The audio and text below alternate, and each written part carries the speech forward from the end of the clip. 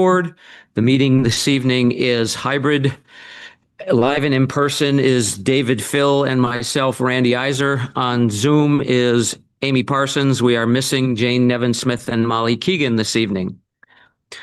Pursuant to Chapter 22 of the Acts of 2022 as amended, this meeting is being conducted in a remote hybrid format. It is a hybrid format, not a remote hybrid format. The public has been provided with adequate alternative means of access via Zoom as noted in the posted meeting notice, along with access and participation instructions. As chair, I hereby notify all participants that this meeting is also being recorded by the town through Hadley Media and will be made accessible to the public. In accordance with Mass General Laws, Chapter 30A, Section 20F, any person who intends to record or transmit this meeting must inform the chair at this time. Anybody want to record? Okay, hearing none. All right. So on the posted agenda, we had a 6 o'clock meeting with Senator Comerford, but that got canceled and rescheduled to a later date. So I'm going to move around. Lauren, you've got an insurance update for us, so let you do that so then you could go home.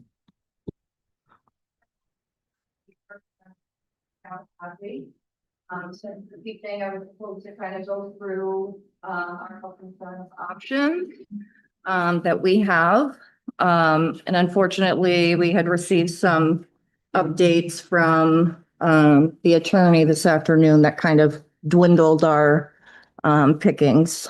So we were kind of looking at going into the group insurance commission, which is the state plan. They had offerings very different from what we have. They don't have a Blue Cross Blue Shield offering. They have about 5 different plans. And it varies based on kind of the region that you're in. They have a December 1st deadline. And unfortunately, we learned from the attorney that we just won't meet that deadline based on what we need to put into place with the Insurance Advisory Committee and assigning a PEC, a Public Employee Committee. At this point, we also do have Maya as an option. However, we haven't received our claims data back from Hampshire County Group Insurance Trust yet. Once I receive that, I can send it over to Maya, and they can let us know, A, whether they'll take us at all, B, what the rates will be, and what our options would be, because they have over 100 plans that they do offer. So we're stuck in a waiting point. I don't believe that Maya has a date where they need to know by, like GIC does. So at this point, we can't go GIC for FY27. However, we do need to get the Insurance Advisory Committee going. I sent a letter out to the union presidents to have them pick their member. So that should be coming soon, I believe, at the next select board meeting. The PEC happens a little bit later. That's after the Insurance Advisory Committee reviews some of the options that we have.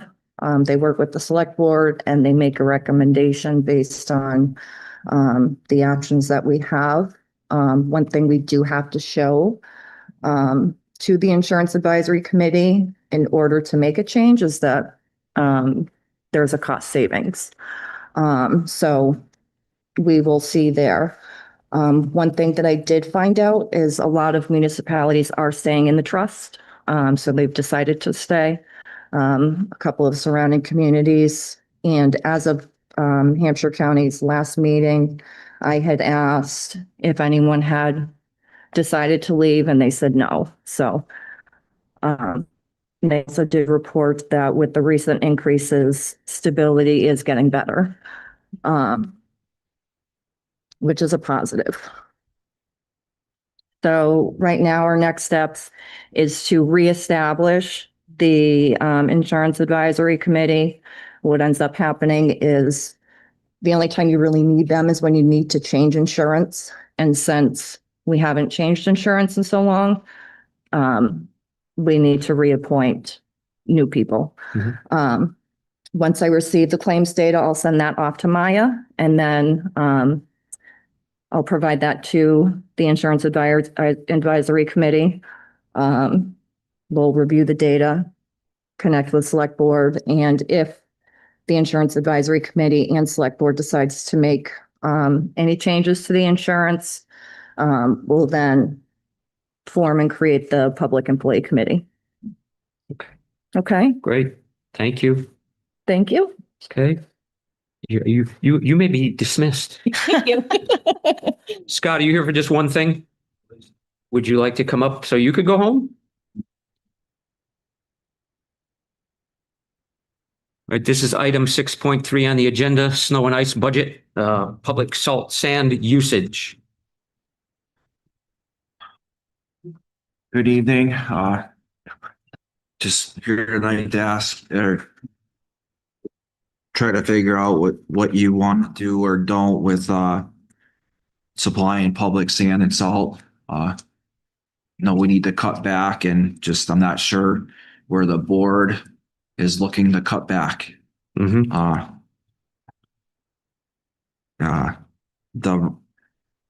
The resident part of it, I think, is really starting to go away, and we're seeing a lot more commercial kind of people coming. It's a very tough thing for us to police. And it is an expense to the town. Can you explain to the people that don't understand what you're talking about? Yeah, so we have a resident sand pile, sand salt mix at the DPW. If a resident needs to come, you bring a couple buckets, you grab a couple buckets of sand and salt, and you go home and sand your steps and whatever you need to do and go about, trying to stay safe in the winter. But it's becoming a sand pile that's really commercially used. We have all sorts of different pickup trucks. People are shoveling into the beds, and property management's company that operate out of Hadley that own multiple places come there and think we're supposed to be supplying sand and salt for them, and the list goes on. Mm-hmm. Okay, so this has been going on forever, as far as I can recall.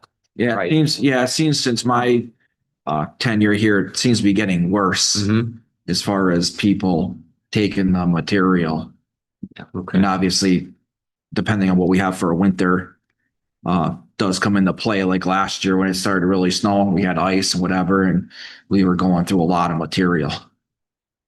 Okay, and the sand pile you're talking about is a sand salt mixture, right? Correct. Which we have to pay for, both Yeah. items, Yes. to mix it, put it in this place where the residents are allowed to come take it.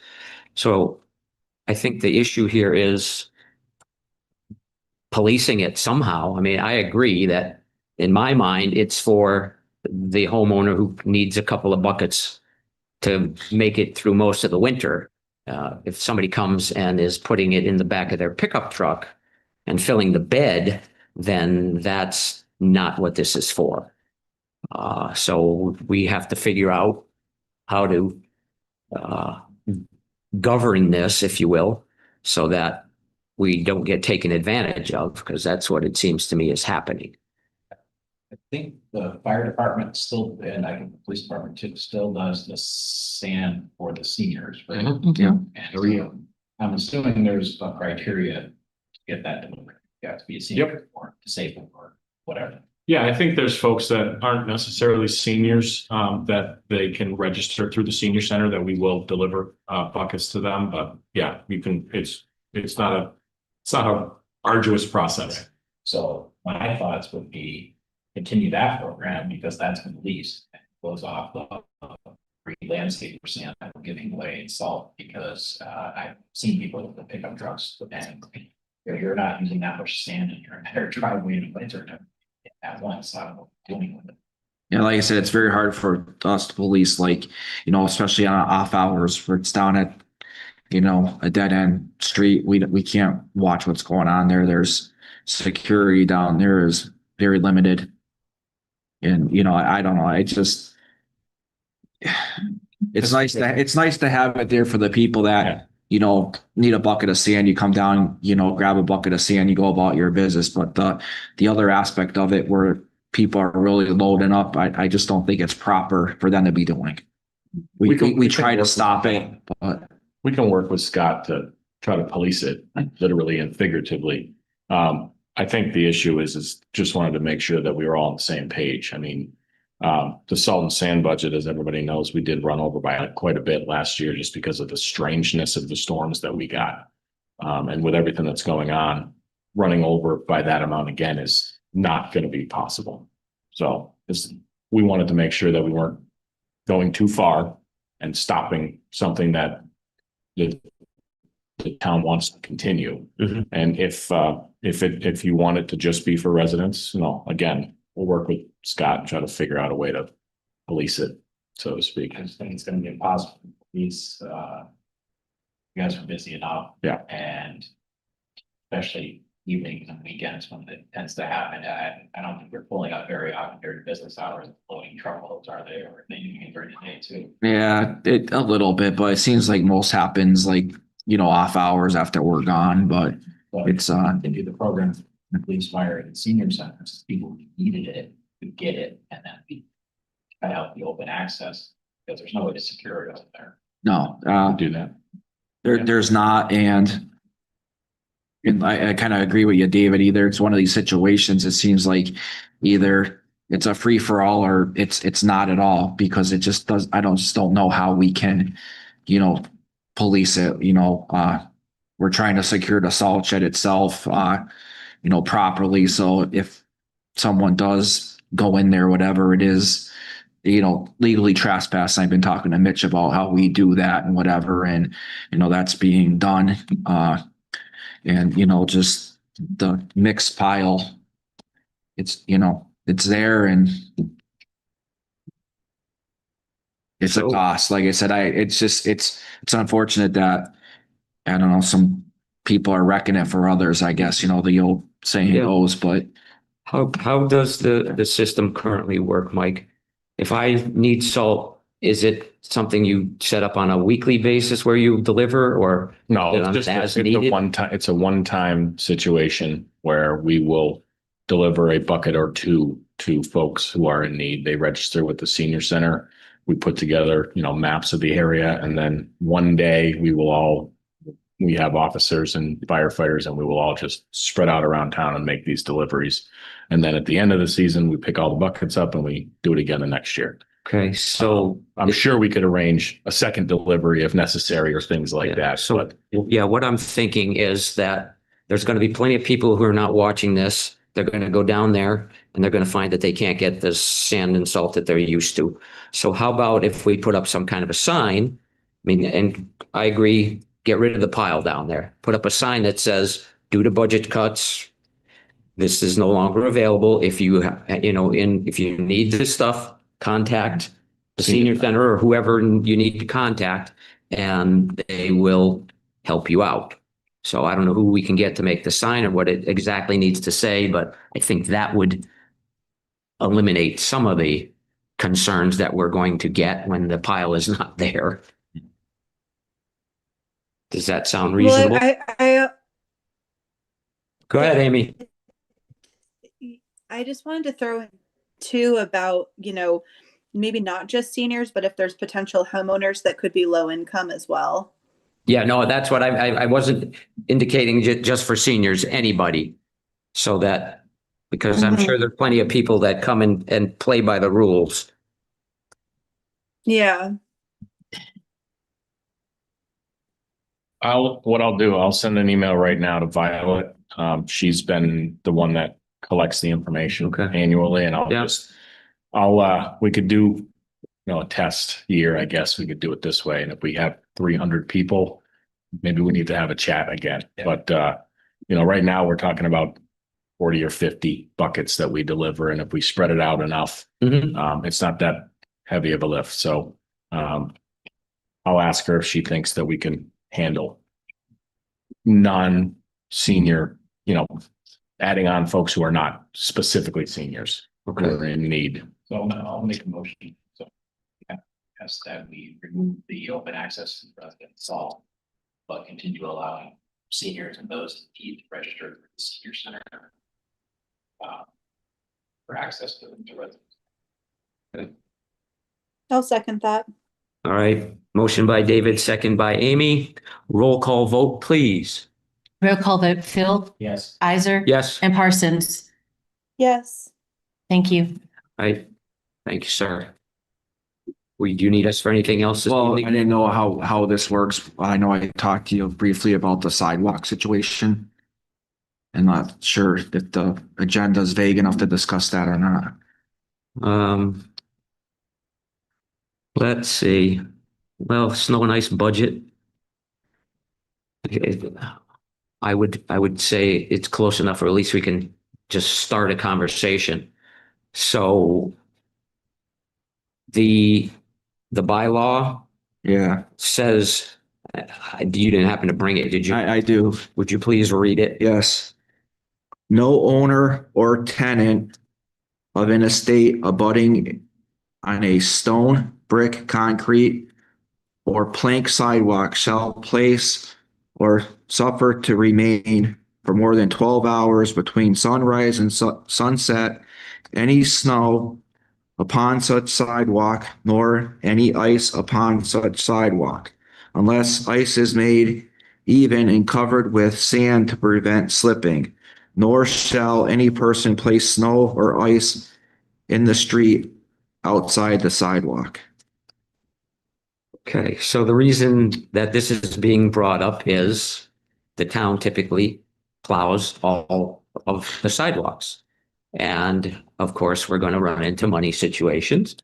And I looked at that bylaw with Scott the other day, and I'm not a lawyer and I'm not sure what it says.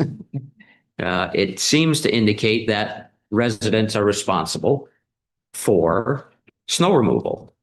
But here again, we're going to throw something at them that they're not used to. So I want to make sure that actually says that, because part of it to me says I can't take my snow from my driveway and throw it on the sidewalk. And is that what it says, or does it actually say I have to shovel the sidewalk too? So we need to get some kind of an opinion, I think, from legal as to what that means. That shouldn't take long to get that figured out. If he can send me what he's got, I'll send it to. Okay, so let's do that, and then we can bring it up again at our next meeting. Yeah, I don't, obviously everything is money related too, but this is also a manpower problem because, I guess we're really down 3 people in essence. The 2 that aren't being replaced and the 1 that we chose not to replace in the wastewater treatment plant. So, doing all this at the end of the storm after the duration, it becomes a problem in its own self. And obviously to be able to have school the next day and et cetera, all that has to be open for, people to get around. So it's just, I'm not sure if this one, it costs a little bit of money to do it, but I think it's the manpower problem is where we're gonna really feel the effects on this. I know we talked about this maybe 4 or 5 years ago. There was some talk about who's going to take care of the sidewalks and which sidewalks are going to do it. And I believe we put it anywhere the sidewalk would have been Boundary Belt, which is basically West Street, Fifth Street, and then those are some of the street. Yeah, so we were going from East Street to Essalon, I guess the West Street intersection, and then Middle Street and both sides of West Street, to the elementary school, and then from Bay Road to the dike. And in between, but I mean Okay, so once we get this legalese figured out, then we'll have to figure out if if the town's responsible or the residents are responsible, we'll go from there and figure out how to deal with it.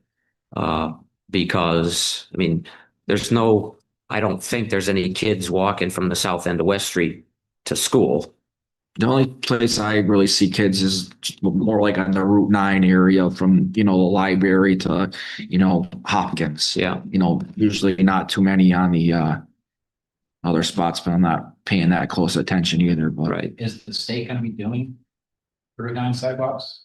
Well, they have to continue this winter because it's still in their contract, but once the project is done, whatever, next summer, and they leave, that's another conversation for someone to have, because I'm not sure really whose jurisdiction that is or isn't. Yeah, it's on their property. So that doesn't mean they're going to take care of it. Correct. And I know they weren't before they started construction towns. Places that we got students and parents at Hopkins was at least plowing the center down to so down to Creek, that kind of stuff. That's what all the students walking there, falling the ice, whatever else. So I can imagine it's kind of going back into our lap. All done. I would be assuming so. I mean, David, when you were my liaison, I applied for snow equipment 2 times from them. We meet all the criteria and, we never got anything. So I don't know what their appetite is or is it going to be, but I mean, there is some residences there and now you have 7-8 foot swath of shared use path there that, I mean, that's a lot for some people to take care of. All right, so we'll bring it up again, Scott. Thank you. Yep. All right, moving right along, we're going to go to item 3.1, which is the consent agenda. On the consent agenda this evening, we have minutes from October 1st and October 8th, 2025. Appointment to the Housing and Economic Development Committee of Shardul Parmar. 1-day liquor license request, Council on Aging fundraiser Tunnels to Tower Foundation. And a common victular license for Western Mass East, which is the new Shinjuku sushi restaurant down at the bike shop where Hillside Pizza used to be. Someone, Second,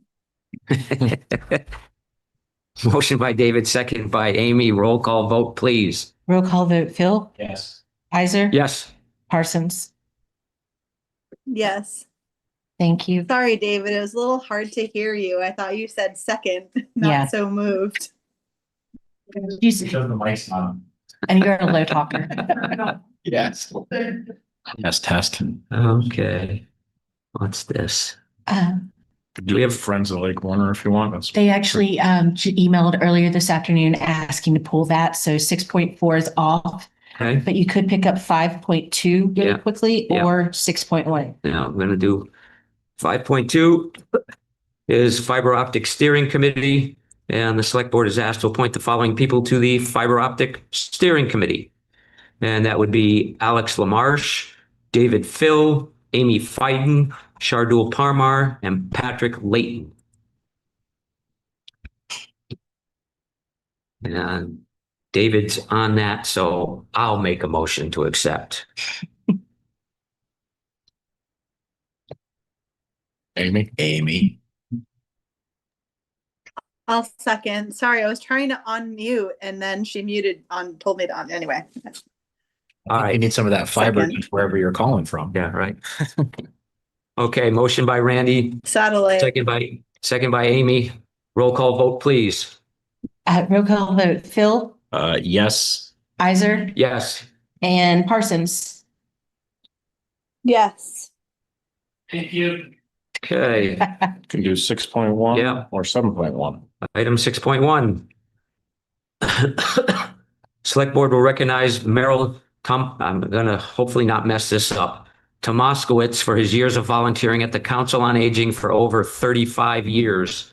So I have a proclamation that is going to be read at the Senior Center tomorrow. There's a celebration for Mr. Tomaskowitz, but I'm going to read it tonight as well. There'll be different audience this evening. So Commonwealth of Massachusetts, Town of Hadley, via the Select Board, Proclamation 2025. Whereas Merrill Tomaskowitz has been a cherished resident of the Town of Hadley for over 30 years, contributing his time and talents. Whereas for many years, Merrill Tomaskowitz has dedicated 3 days each week to volunteering at the Hadley Council on Aging. Whereas Merrill Tomaskowitz has generously supported vital programs such as the Brown Bag Program, Triad, and preparations for special events, including Coffee with a Cop and Hot Topics with the Fire Department. And whereas the coffee guru Merrill ensured that the coffee was always hot before enjoying a well-earned game of pool when his volunteer duties were complete. And whereas after decades of selfless service, John is retiring from volunteering at the remarkable age of 91, leaving a lasting legacy of dedication, kindness, and community spirit. Now, therefore, we, the Select Board of the Town of Hadley, Massachusetts, on behalf of the inhabitants, extend our sincerest thanks and appreciation to Merrill Tomaskowitz for his extraordinary volunteer service, friendship, and commitment to the Town of Hadley, given this 5th day of November in the year 2025. So, thank you, Mr. Tomaskowitz. Thank you. Okay. He has no idea. He has no, I hope I didn't spoil it. Thank you very much. Oh, you're welcome. You are welcome. All right, we got 2 minutes. Can you do your thing in 2 minutes, Mr. Chief There's- Administrator?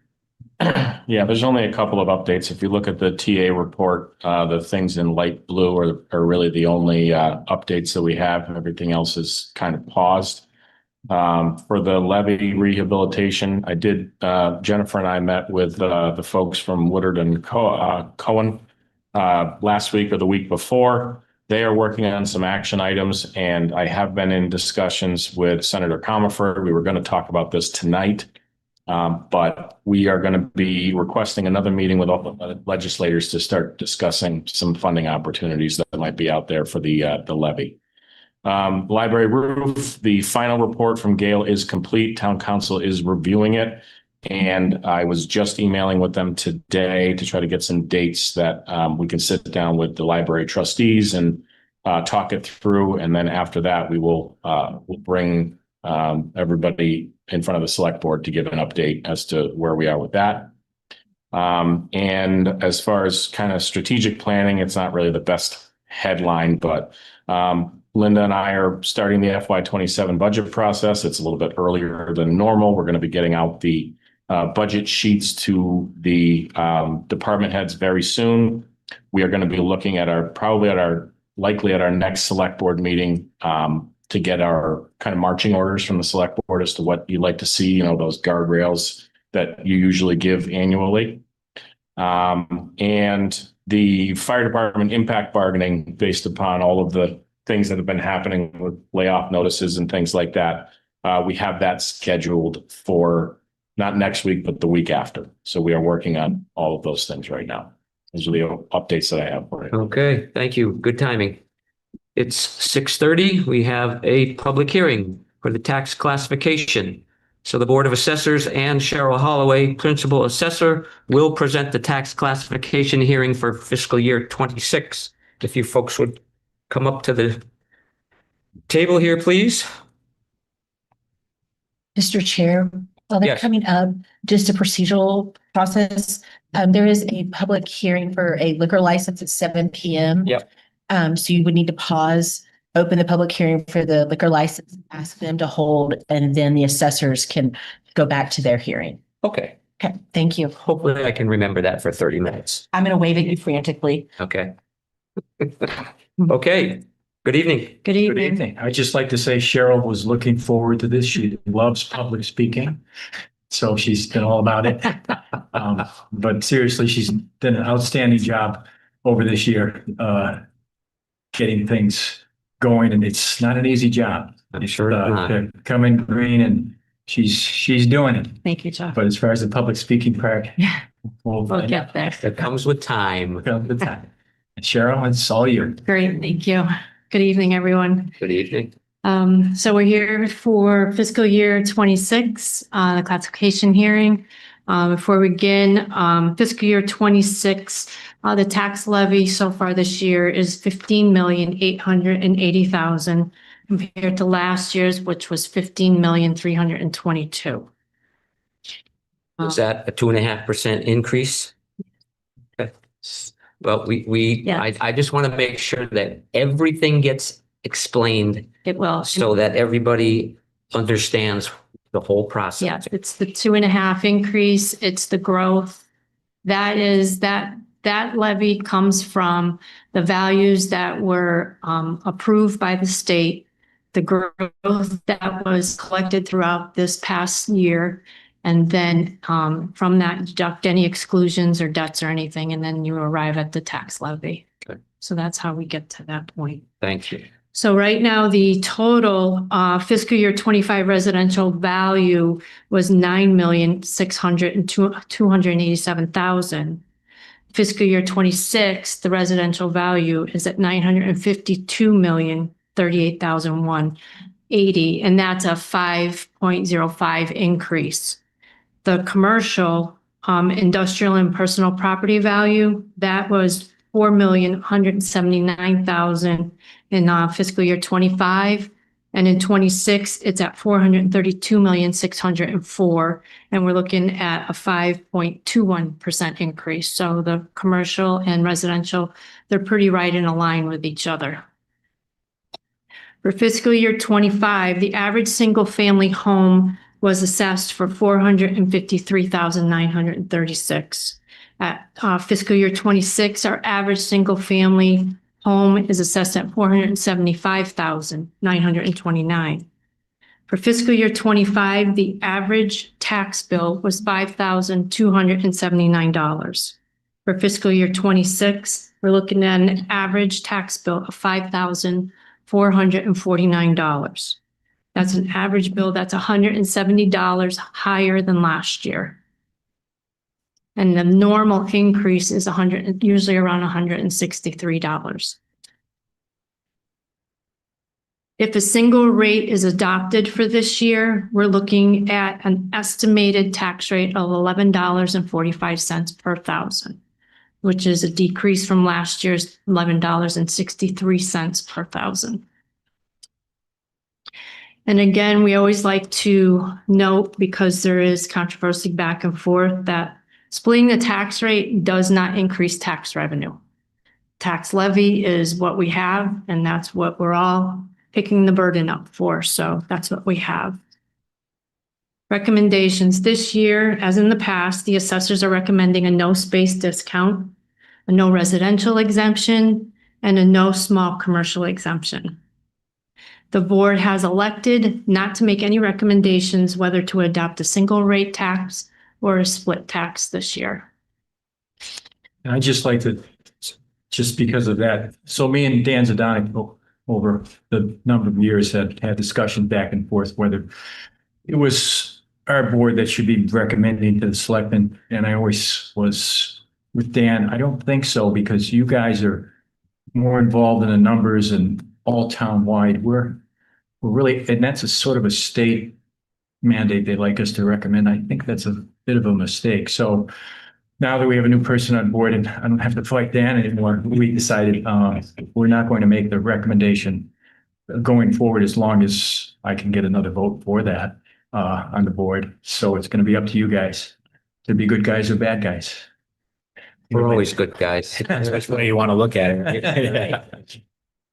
So in every other year, the select board, you have to vote on and how to allocate the burden of the tax levy.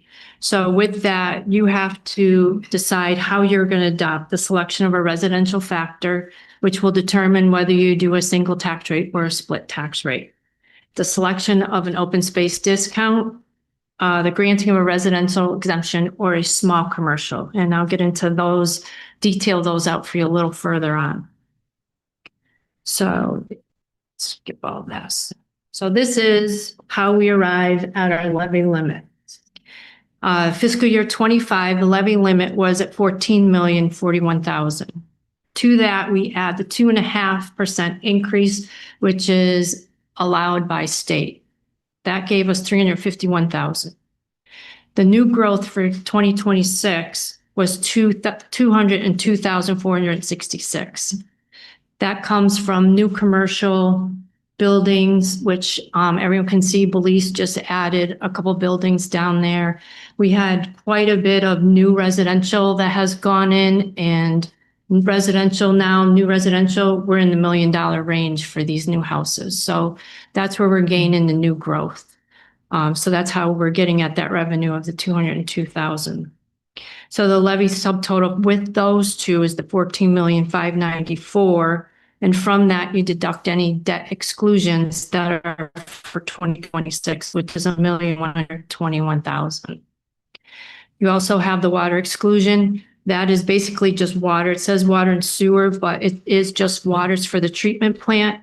And that's the 163,933 that gets deducted, which gets us to our 26 levy limit of 15,880,452.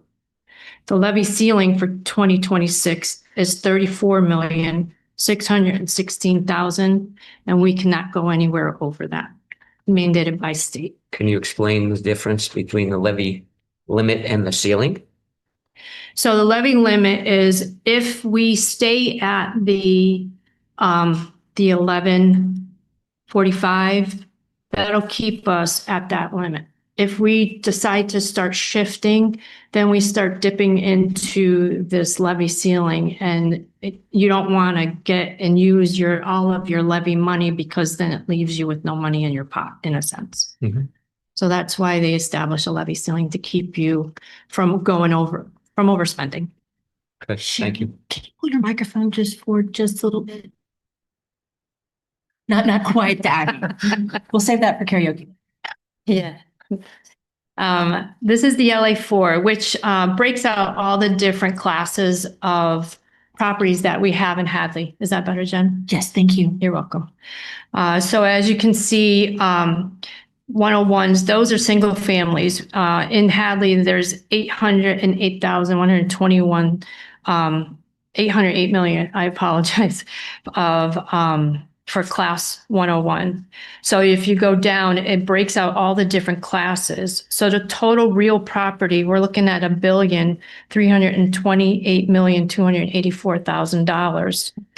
And personal property is something that is, it's a personal property that comes from businesses. The commercial industry, they have to pay personal property to run their businesses. So they get taxed on the items that they use to run their businesses. So they get a tax on that. They have to file with the town every year. So from that, we get 56,357,000 is the value for that. And then that gives us a total taxable value of $1,384,642,000. And from that, we take out 285,629,000 that has been classified exempt, which is properties that are owned by the town, like UMass, different places like that. So they don't get taxed. The minimum residential factor. What this is the lowest percentage of tax levy that is borne by the residential and open space classes. This year, based on what we have for our levy limit, the lowest that the residents can pay is a 77.28 minimum factor. So that's the lowest we could get. And if that was the case, then commercial would be paying the 150%. That is the highest they would be able to pay. So the select board, they can adopt the residential factor between 1 to that 7.728. And if they adopted the factor of 1, that would keep the rate at 11.45 for all classes. So every class that we just saw on the LA4, that is what they would pay 11.45. Everyone would share the same rate. But if you adopted the factor anywhere from 1 to 0.7728, that would change it. And if you went to the max, the residential would be decreased by 22.7%, and the commercial would be increased by 50%. of the burden of the tax levy. So as you can see in this example, this is residential and open space versus commercial, industrial, and personal property. As you can see, the residential has been going down over the past few years and the commercial has been going up. It's very gradual, but it's been pretty steady over the past few years. The next slide is the fiscal year 25 average bills last year from surrounding communities in comparison to Hadley's. This shows surrounding cities and towns that have a split tax rate. And if you look at it, there's 5 of them. In the 5 split communities, the single rate tax average would be $5,862, which would be $583 more than Hadley before they split it. And if they split it, the rate would be $4,709, which is $570 less than Hadley.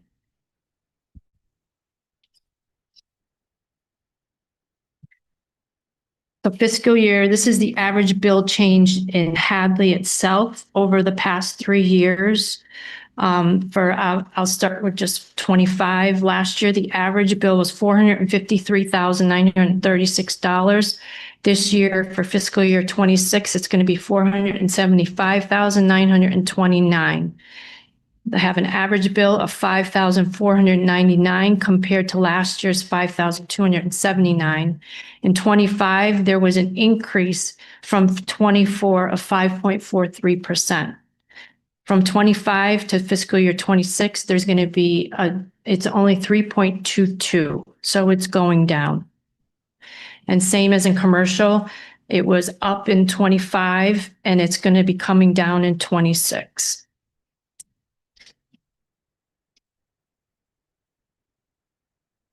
This chart shows all the splits that could possibly happen. It shows you from the 100, which would be a single tax rate, 11.45 for both residential and commercial. And then throughout the different shifts, if a split of 20% were taken, residential would go down to $10.41 per thousand, but commercial would go up to $13.74. And if you went all the way down to the 150, that is the max that commercial can take the burden on for. Residential would be 77.28. The residential rate would be $8.85, and the commercial, industrial, and personal would be $17.17. So it's quite a jump for commercial. This right here shows if a split were to happen. What happens is that it's insignificant to most of the farmers if the split happens in the chapter, because if not in chapter, it would be a big hit for them. And what determines some of the farmers that aren't in chapter is because their parcels don't meet the requirements, because the requirements to be in chapter has to be 5 acres or more. So they don't fit. So they would get hit with that commercial rate if the split were to go. And as you can see, they would go up $179 if you even just went to a 10% shift. So these are the options that the select board needs to decide if they want to adopt or not. These are the ones that the board recommended not adopting. Open space discount. You could discount up to 25% to all parcels classified as open space. Hadley presently does not have any open space parcels. So I'm just going to move on from that. Residential exemption is the select board has the option of granting a residential exemption up to 35% to all owner occupied homes. That has to be their principal residence in properties in Hadley. This exemption is a reduction of up to 35% of the average residential property value off of all owner occupied properties. This reduction would result in a higher tax rate for residential properties and in effect shift tax burden from lower valued homes to the higher valued. In fiscal year 26, any home assessed at give or take $595,000 or higher will pay more taxes than if there was no residential exemption. Most of the houses in Hadley are owner occupied. That exemption is more so like for if there's rental properties or vacation homes, like people go to the Cape and they have a home, but they don't live there, different things like that. Those are the communities that usually adopt something like that. The next one would be the small commercial exemption. It's up to 10% of the parcel's commercial value would come off, and it can be exempted from the tax calculation provided that the business meets two criteria. Their assessed value has to be under $1 million, and they have to have less than 10 annualized employees from the previous year. And these numbers have to be confirmed with the DUA.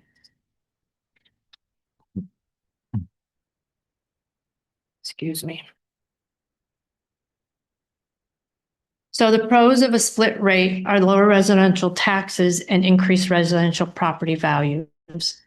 The cons are increased commercial, industrial, and personal property taxes, which usually increases abatement applications. With increased abatement applications comes increased legal fees because there's chances that you have to go to the ABT and you have to get the town council involved, and they go to court, and it just increases the legal fees. A split rate must be voted every year. It's not decided. It goes from one to the other.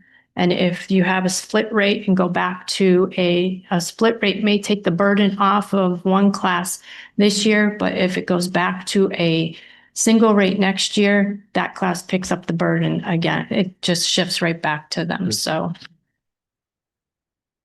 this I got from Dan from last year, and this was just because just listening to the select board meetings and stuff and the concerns of the residents that the commercial uses most of the services like the police and fire.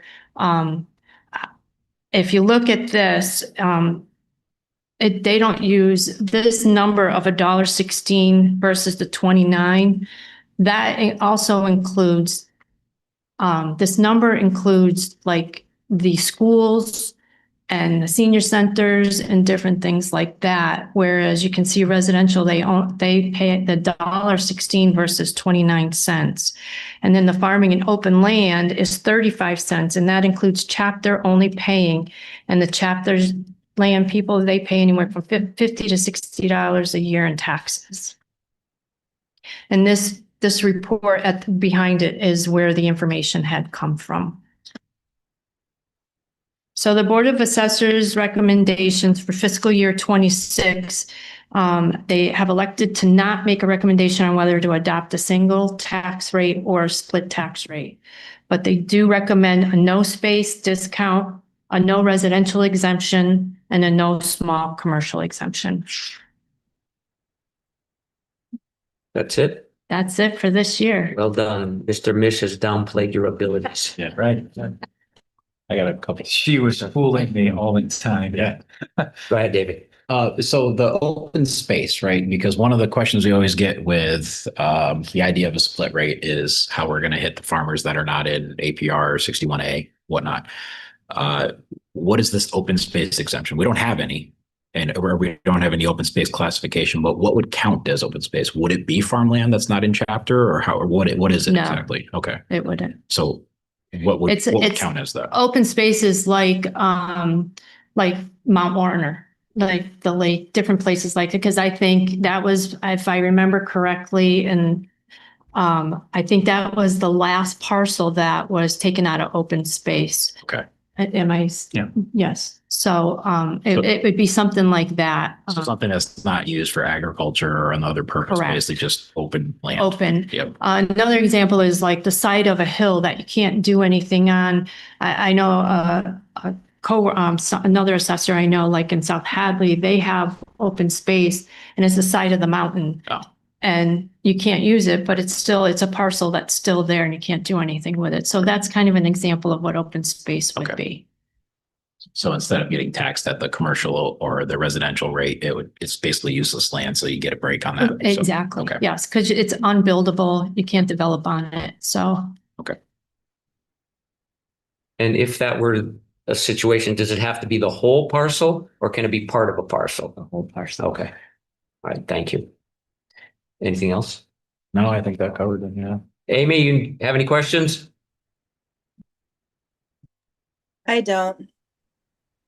Okay, So I think I spoke with Cheryl just before the meeting, and I think this requires two motions and two votes. I believe you can do unless you are going against the recommendations for the open space, the residential exemption, and the small commercial exemption. If you're going to vote based upon their recommendations, I think you can do all of those in one motion and one vote.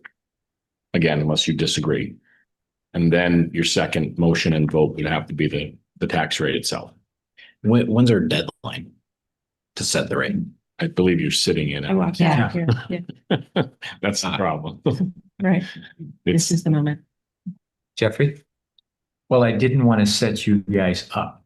So, but this is what's going to be coming year after year. So speaking as only a member, I would probably this year adopt a single tax rate. And then going forward, you folks will know that when this comes up. So it comes up every year. Right. We're but used to it. Before it comes up, you'll Yeah. probably have some discussions because it won't be as simple as adopting our recommendation like it's been for the last 35 years Mhm. with me. Yeah. just to clarify though, as far as the deadline, is it today? I don't know if Susan's on, like, is this the drop Yeah, dead date? Yeah, it's I just gonna want to make sure. Because really, What happens? All right, no, I just wanted to make sure. Yeah, because the process is now what happens is we have to submit this to the state and they review all of our final documents, our recap, everything that we submit. So we have to wait for them. And then we have, Sue and I have to do our process with getting the tax bills ready. I have to close everything on my end to transfer it to her so she can get the bills so they go out on time. So the sooner we get it done, the better off, so we don't run into any glitches. Understood. Um, Well, I will say this, we do this, we have this conversation every year. And I agree with the assessors that if we have a split rate, we're just setting ourselves up for legal problems. And ultimately we have the potential to bring in less money than if we leave it as a single rate. The way that it has been for the majority of the time I've lived in this town. So that's my opinion. Yeah.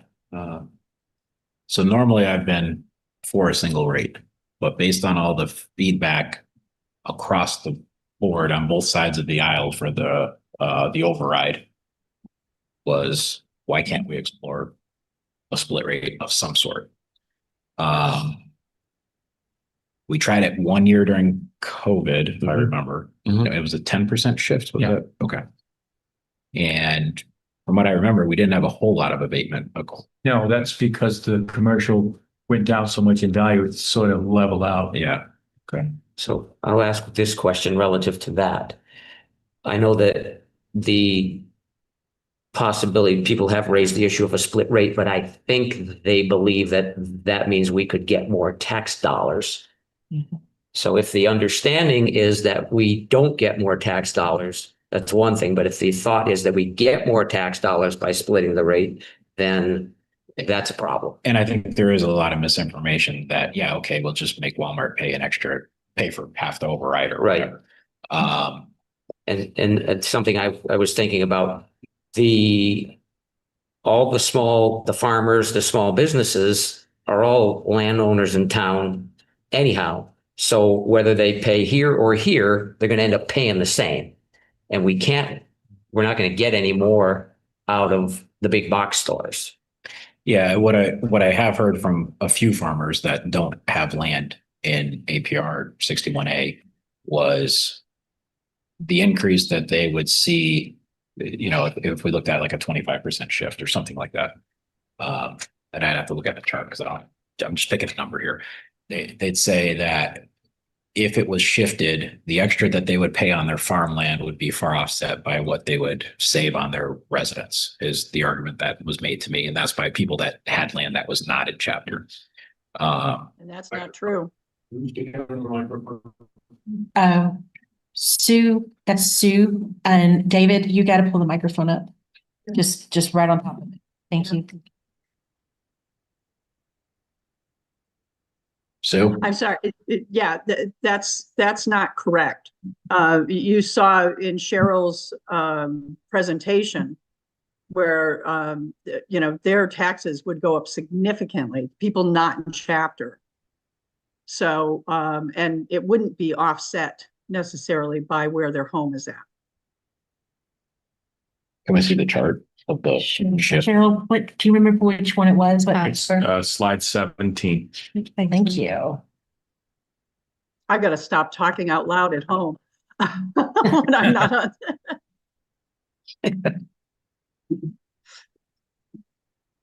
Got the right one, Susan?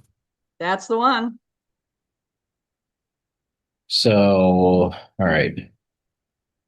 So if Is- they're is not this- in chapter, their bill changes is going to see a significant, more significant increase than you would see with the residential. So, So their bill for not in chapter 2.5 acre lot would go up $170, $180. Correct. yep, Now, if they had a house that was at the average value in town, and so the bill, what would their bill The decrease? ratio was 22% versus 50%. Residential would only go down 22% versus commercial going up 50%. yeah.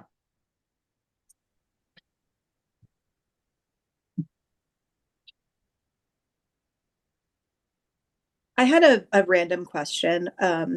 So I think the house values were reassessed this year, is that right? Yes. But it looks like the single rate is going down about 20 cents. Yes. Is that right? It is correct.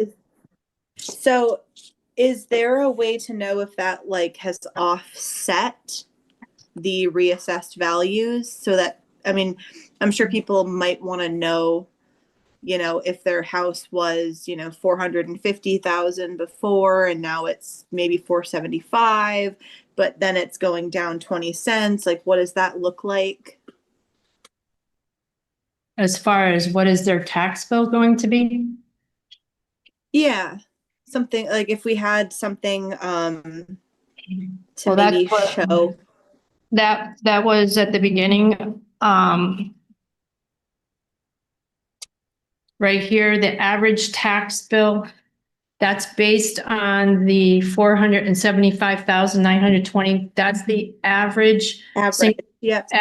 average single family home in Hadley is $5,449. So that it's up 107.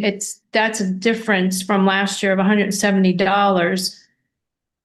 But last year that's $100 less than last year. Mhm. To share. Yes. Okay. Okay, it is 7:01. I have to stop this right now for a few seconds. So we have a public hearing scheduled for 7:00. So what do I do, Jennifer? I open that and then, To be quite honest, we could knock this out in just a matter of moments, if that's okay. okay, can you guys wait a couple of minutes to finish? Thank you. All right, so we're gonna halt the tax classification hearing and move on to item 2.3, which is Pride change of manager. This is a public hearing. Pride Operating is requesting a change of manager for their 25 Russell Street location.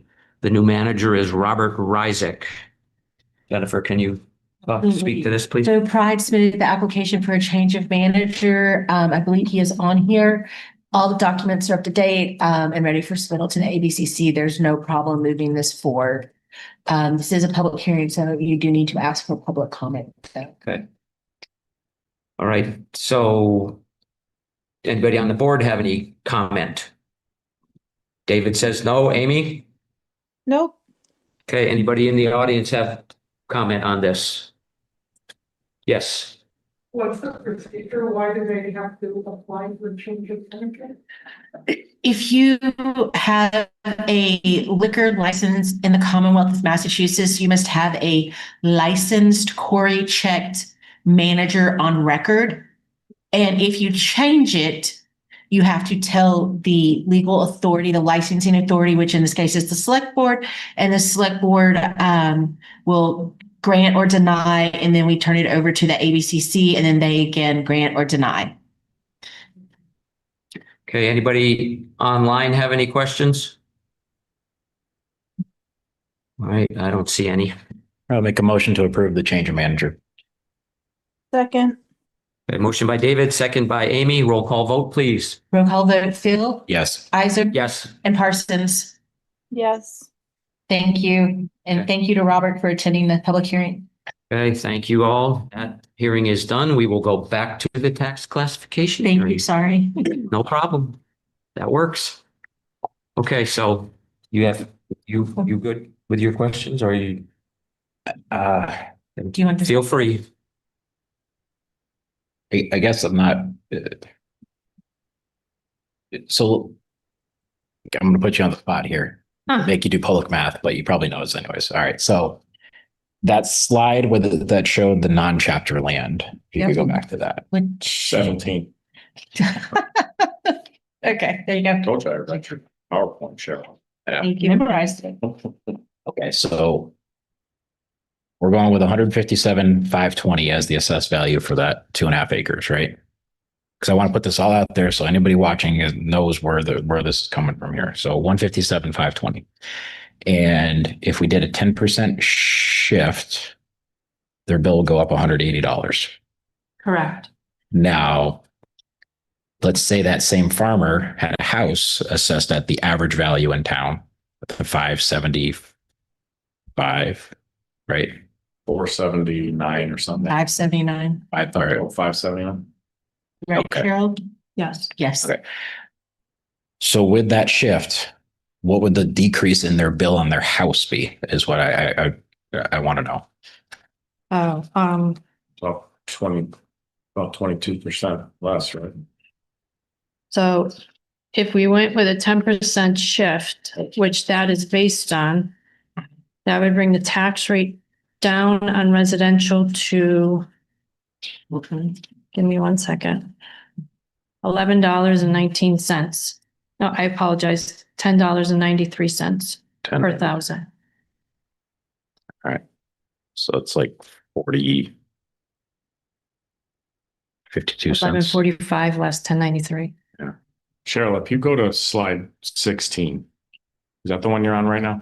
It's the one I pulled up here. So if you go to the third one down, 110% CIP, is that what that shows? That's a 10% So the shift. residential would drop to 1093 and Yeah. the commercial would go up to 1259.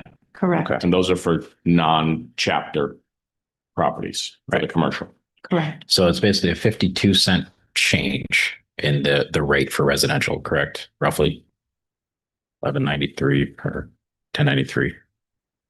So it's, Yes. it's probably going to be, I mean, doing quick math in my head, it's going to be $8 or $10 Right. difference. And it's it'll be insignificant. more. Okay. I mean, the tax rate went down this year from last year. Values went up, and the reason values went up was because of the growth that we had from the new businesses, all the new housing that went in. And that's what kept the tax rate down. And everyone's values went up. I mean, at 475 times 52 cents in savings, I come up with $247 savings. But the house value is 475. 5. Are you doing the 475,000? Yeah, yeah. So 475,000 divided by 1,000 times 0.52. Right. Okay. So 475 times 0.52, $247. So that would be the savings on their residential bill versus the 180 more they'd be paying on their farm bill. Right. It's kind of what it works out to be. Roughly. This is, I mean, Yeah, I don't but put you on the spot here. deduct that and that's pretty much their saving. Okay, so they'd be saving about $60 versus that. Okay, so there is a chance of savings though, depending on how much land was assessed at and whatnot, because on one side of the argument, we have people that says if you shift the rate, the farmers are always going to pay more no matter what. There's no way to shift it can't happen, but that shows it can. There is some savings to be had for residential properties, even with people that have land also that's non-chapter land. Right, so your assumption is though they have one parcel. Yeah. Right. And I'm just using the one house and the one chunk of chapter land. Oh, that's not the case in this town. Right. You're basing everything on 2.5 acres, so that's gonna be, I mean, it's gonna go way up, in my opinion. For most Right. farmers. I mean,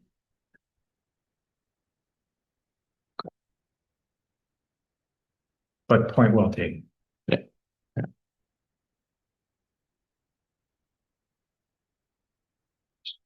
Hey, Amy, you have anything to add? No. Okay. So we're at a point here where we need to decide whether we're going to have a single rate or a split rate. So I'm going to ask one of you to make a motion one way or the other, please. You can vote on the exemptions first. Okay. Think about it. Yeah. You want to do that? I'll make a motion to vote on to accept the assessor's recommendations for no exemptions, open space. So no open space, no residential exemption, and no small commercial exemption. Yes. I'll second that. Motion by David, second by Amy. Roll call vote, please. Roll call vote, Phil, Yes. Isaac. Yes. And Parsons. Yes. Thank you. So what happens if we were to not vote on a rate tonight? What does that do? holds up the process of submitting to the state. And the further we get in, the lower on the list we go for approval by the state. And I And don't, that's why I originally had this meeting scheduled for the 19th, but my values got approved. So I went to Jennifer to see if we could push it just so we could keep the ball rolling. and I don't think we're going to get any additional information if we wait. So I think we know everything.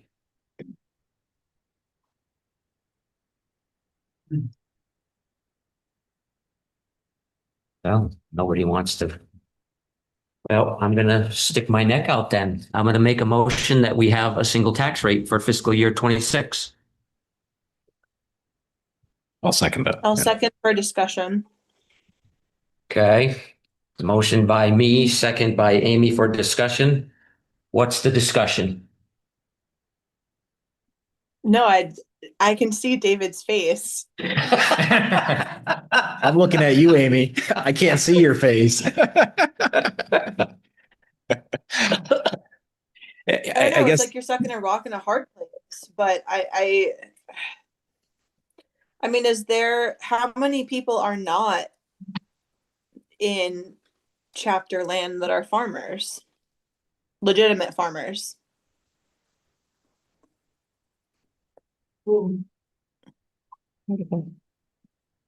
The assessor is saying quite a bit. Really? Yes. Oh. See, now that changes it for me. And so once we set this, we have to wait till next year to reset it as something else, right? So, But you'll be ready. yeah. All right, well.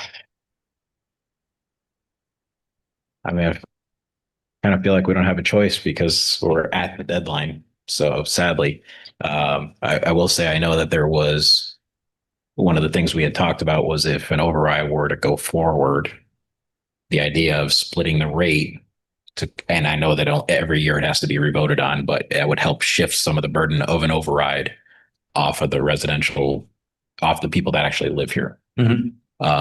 And that would have made people, I think, much more amenable to accepting an override. And I think by setting a single rate, we're making it harder for ourselves come spring or in the future at some point to have an override succeed. Well, if that's the argument, if I could just throw this out there, if you were planning on asking for a second override in the spring, your town meeting is in May and you set your tax rate every November. So you're talking about a 6 month time frame. I know it's not exactly what you were thinking, but at the same time, there would be a chance to shift it. The only thing I've heard from people though is promises, and see if it actually materialized. And one of the things I had screamed at me was, I'm not voting for that until you show us that this is not going to affect us and put the split rate in first. But then again, they may still vote no on an override. So who knows? I'm just trying to set us up for success down the road where we can actually pay our bills. That's all. So, okay. I mean, unfortunately, I don't think we have a choice at this point. So. Well, we do. Well, I mean, if we don't set the rate, then we're kind of sounds like we gum up the works and put ourselves in a worse spot in the meantime. Yeah. It does. It makes matters worse. Yeah. Okay. Amy, do you have anything else? No, I think we have to bite the bullet this year. Okay. Roll call vote, please. Roll call vote, Phil, I will say yes, but I want to go on record as saying I think a split tax rate should strongly be looked at for next year. Isaac, Yes. and Parsons. I'll say yes. And again, looking into a split rate for next year. I'll make sure the minutes note that. Okay. Thank you. Thank you both. Appreciate it. Thank you. Thanks. Okay, what do we have left? And you did great even on the spot. So thank you. I'm sorry. Yeah. Okay, item 4.1, public comment. Anybody here for public comments? Come on up, Peter.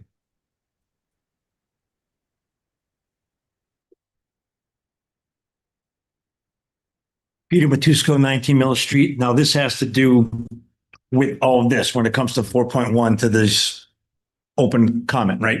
Yeah. I just want to make sure. You can say whatever you want. Okay. We can't discuss it. I understand. Okay.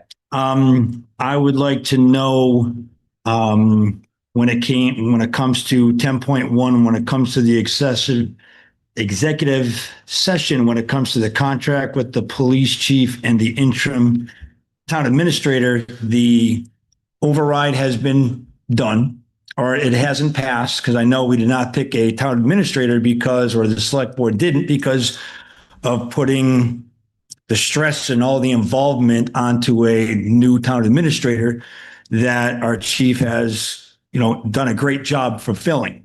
But now that the override didn't pass and we had our fall town meeting, I'd like to know what's the position right now as to the select board for looking for a candidate that we've paid $12,000 for, to finding this person who it might be. So we're not paying for two salaries. Mike's doing a great job, but he's a great police chief also. Not that you're not doing a great job, and I'm sure you don't want to do it, but also it's also saving the town money too. So I want to know now that the dust is settled, what's going on with the select board when it comes to finding candidates for the town administrator. So that's something that I'm sure everybody is now wondering what's going on. So that's a lot of the things that I've been hearing, a lot of the concerns, and I'm glad that the library is coming up. I'm hearing a lot of things or questions about that as to, what's going to happen to us? Are we going to be on the hook for it? But a lot of it too right now is the dust is settled. Mike's done a great job. I'm sure you want to get back to doing what you're doing. What are you guys as the select board doing to finding these candidates, to looking at them and picking somebody?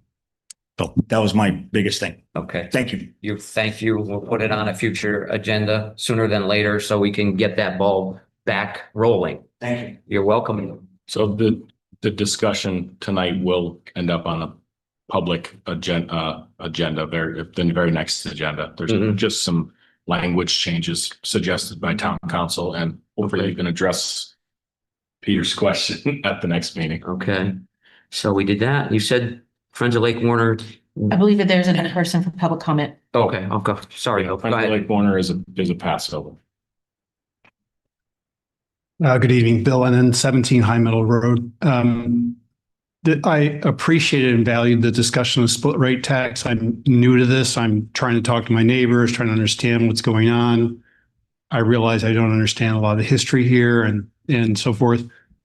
What I would say would be wildly helpful in terms of a future discussion, maybe a year from now or 6 months, whenever it happened, would be rather than talk sort of vaguely about, calculating numbers on the fly and so forth and so on.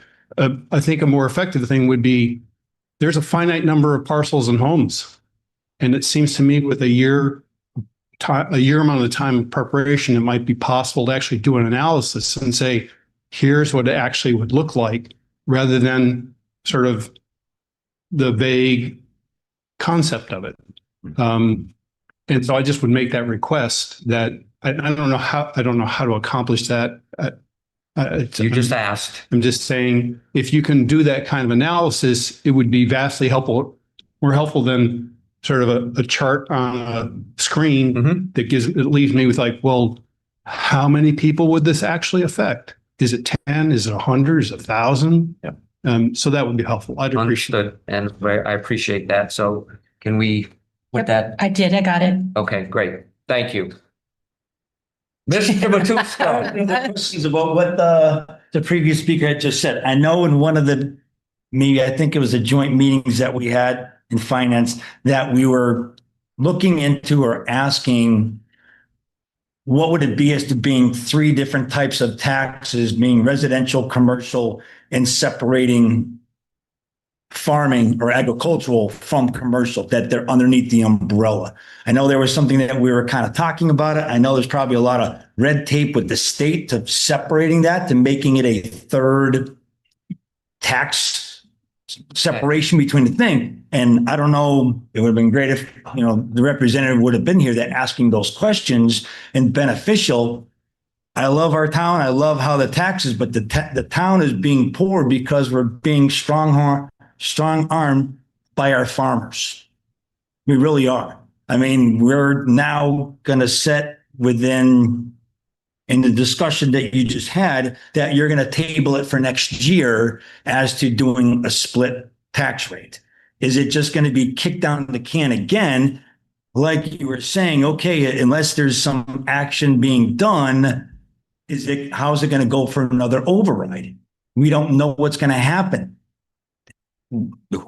It all depends on how much or what the override is going to be asked for in what departments, for an entire override or a partial one. Are you, like you were saying, is it going to be looking for another failure until something is being done? Now, is this a full year of a tax increase, or is this going to be only for 6 months, like she was saying, until May, until our next meeting? Is that what it is? Is it a full year, or is it until our spring meeting? We could change that to say, okay, what would it be for that 6 months? Saying, okay, this is not a good thing to happen.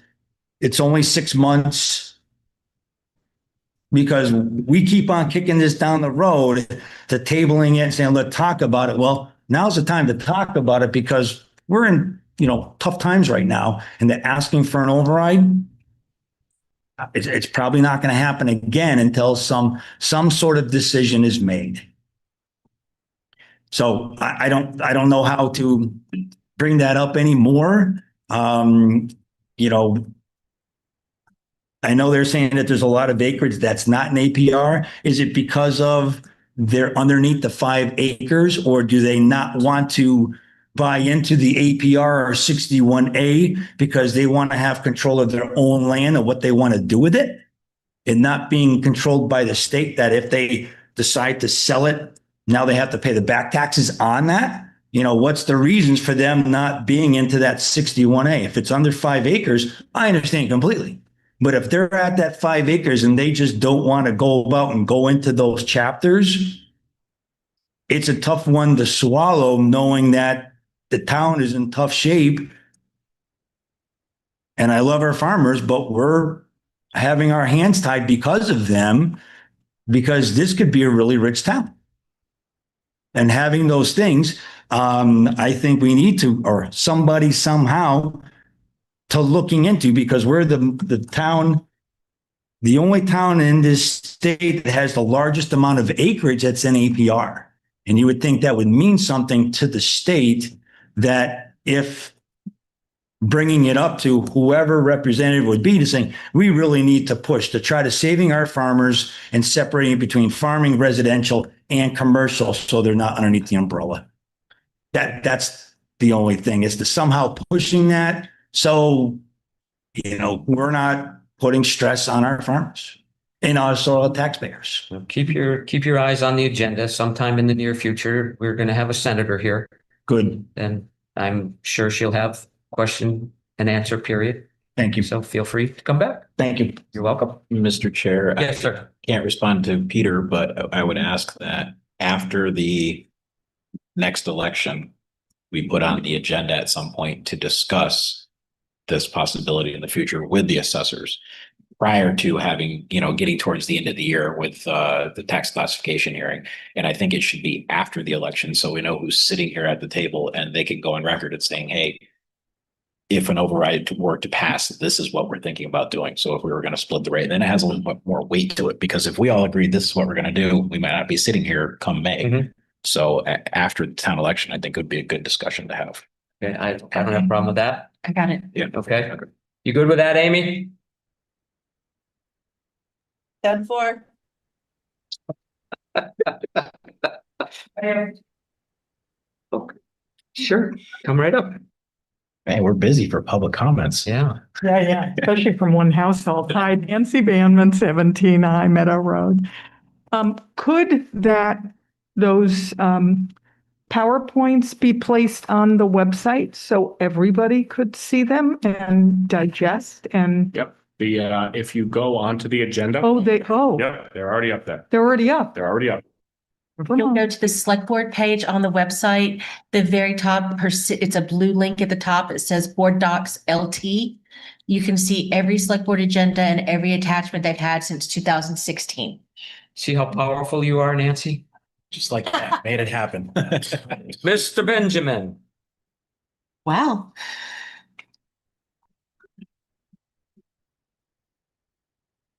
Good evening, Paul Benjamin, 35 Newton Lane. Just things to be considered on a split tax rate. We have a lot of entrepreneurs in this town. This is not just a town of Walmarts and large companies. If you go from the bridge all the way down, maybe skipping over Pride, which is not a small business, it's almost all exclusively small local business owners from our community that we're now looking to shift. Potentially, some people are looking to shift the burden of the taxes onto. I think that needs to be considered. I also want to know, if we're doing that, do we tax rental homes that are exclusively rental, which businesses, if you borrow money and you're not owner occupied, a bank will call that commercial. Okay, so are we going to tax all those rental houses as commercial? What about businesses that are operating out of their homes? Farm businesses that are more than just a farm stand, that are an actual store, Atkins and Amherst I'm sure taxed if they have a split rate, that would be a small supermarket. So to me, there's a Pandora box that's going to be opened of things that need to be looked at. And I'm glad we didn't rush into this tonight. Even a 10% adjustment is not huge, but I think that there are businesses that are struggling in this economy, and most of them are small local companies. And I think we need to consider them. And I think we should know how many of our businesses in our town are local people versus chains and things like that. And many of the chains, in fact, a couple of the restaurants that are down around the malls are actually owned by local franchisees. So I think they need representation here as well. Thank you. Thank you. See, who else we got? Alex, you want to say something? You're doing an amazing job. Might as well get everybody in the room. Okay, so Friends of Lake Warner is gone. We did the town administrator's report. I think I got everything covered, right? Your Except the end, yeah. We gave announcements. your STM update, unless you wanted to. Oh, that's right. Yeah, okay, I forgot about that. Put it back on the next meeting. Put it on the next- This year if you want. Yeah, let's do that. I'm doing it. Okay, thank you. And then announcements. Does anybody have any announcements? Negative. Scroll down. Scroll down. Looks like. Oh, okay. All right. Amy, you have any announcements? I don't. Do you want me to make Okay. a motion? Not yet. I got one thing to say and then we can. So I'd like to offer condolences to the family of Frederick Pirog from the select board on his passing. Now, Amy, you can. I'll make a motion that we move into executive session pursuant to OML, pursuant to Open Meeting Law, Chapter 30A, Section 21A2, to conduct strategy sessions in preparation for negotiations with non-union personnel or contract negotiations with non-union personnel, in this case, the police chief and interim town administrator, contractual amendment until interim duties are completed. We will not be reconvening an open session this evening. Second. Okay, as chair of the Hadley Select Board, I state that the board has moved and seconded to enter into executive session, and that I state that discussing the matter in open session will have a detrimental impact on the bargaining position of the town of Hadley. Roll call vote, please. Roll call vote. Phil, Yes. Isaac, Yes. and Parsons. Yes. Thank you. Good night. Thank you, everybody, and good night. Recording stopped. Are we broadcasting still?